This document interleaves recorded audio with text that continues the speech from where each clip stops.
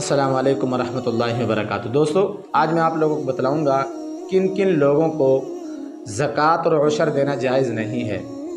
यानी अगर किसी ने ऐसे लोगों को जिनका तज़किरा अभी मैं आप लोगों के सामने करूँगा, इन लोगों को अगर किसी ने भी सदक़ात वाजिबा अदा किए, उशर की सूरत में अदा किए, ज़कात की सूरत में अदा किए, तो वो लोग याद रखें उनके सदक़ात वाजिबा अदा नहीं होंगे, उनको दोबारा सदक़ात वाजिबा अदा करने पड़ेंगे। नंबर 1, ज़िम्मी को उशर, ज़कात, सदक़ात वाजिबा देना जायज़ नहीं है। ज़िम्मी गैर मुस्लिम, जो गैर मुस्लिम हैं उनको सदक़ात वाजिबा उशर की सूरत में देना, ज़कात की सूरत में देना, फितराने की सूरत में देना ये जायज़ नहीं है। नंबर 2, ऐसा मालदार जो किसी एक निसाब का मालिक हो, मालदार शख्स को सदक़ात वाजिबा देना जायज़ नहीं है।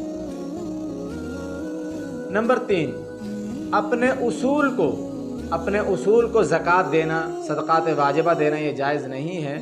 उसूल से मुराद जिन लोगों ने आपको जन्म दिया है, आपके बाप, आपकी माँ और आपके दादा ऊपर तक चले जाएं, इसी तरह आपकी माँ, आपकी नानी और उससे ऊपर तक चले जाएं, तो इन लोगों को भी सदक़ात वाजिबा देना जायज़ नहीं है। नंबर 4, अपने फ़ुरू को भी ज़कात देना जायज़ नहीं है। फ़ुरू से मुराद वो लोग जिनको आपने जन्म दिया है, आपका बेटा, आपकी बेटी, आगे नीचे तक चले जाएं, आगे बेटे का बेटा, उसका बेटा, उसका बेटा, उसका बेटा, इसी तरह आपकी बेटी, आगे बेटी की आगे औलाद जो है आगे तक चले जाएं, तो इसी तरह इन लोगों को भी सदक़ात वाजिबा देना ये जायज़ नहीं है। नंबर 5, ऐसी औलाद जो निकाह के ज़रिए हो या बग़ैर निकाह के आपकी औलाद हो, तो उसको भी सदक़ात वाजिबा देना जायज़ नहीं है। निकाह से औलाद तो समझ में आती है, बग़ैर निकाह के कौन सी औलाद है? तो बग़ैर निकाह के वो औलाद जो आपकी रज़ाई औलाद हो, आपकी बीवी ने किसी को दूध पिलाया हो तो ज़ाहिर सी बात है वो भी आपकी औलाद में शामिल है। किसी बच्चे को गोद ले लिया हो तो वो भी आपकी औलाद में शामिल है।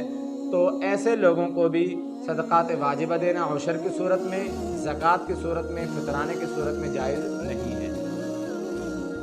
इसी तरह खामिद का अपनी बीवी को ज़कात देना, सदक़ात वाजिबा देना, और इसी तरह बीवी का अपने खामिद को सदक़ात वाजिबा अदा करना ये भी जायज़ नहीं है। सदक़ात वाजिबा में उशर देना, ज़कात देना, सदक़ा फ़ितर देना ये कोई भी चीज़ जायज़ नहीं है। न खामिद बीवी को दे सकता है और न बीवी अपने खामिद को अदा कर सकती है। और इसी तरह ऐसी औरत जिसको उसके खामिद ने तलाक़ दे दी हो और अभी वो इद्दत गुजार रही हो, अगरचे उस औरत को 3 तलाक़ें दे दी हों, 3 तलाक़ें दी हों और वो औरत अभी इद्दत गुजार रही हो, तो यहाँ पर भी ये खामिद अपनी बीवी को सदक़ात वाजिबा नहीं दे सकता। उशर की सूरत में भी और ज़कात की सूरत में भी उसको सदक़ात वाजिबा नहीं अदा कर सकता। और इसी तरह बनी हाशम को भी सदक़ात वाजिबा देना ये जायज़ नहीं है। बनी हाशम के अंदर हज़रत अली रज़ी अल्लाह तआला अन्हु की औलाद, हज़रत अब्बास रज़ी अल्लाह तआला अन्हु की औलाद, हज़रत अक़ील रज़ी अल्लाह तआला अन्हु की औलाद और हारिस बिन अब्दुल मुत्तलिब रज़ी अल्लाह तआला अन्हु की औलाद ये शामिल हैं।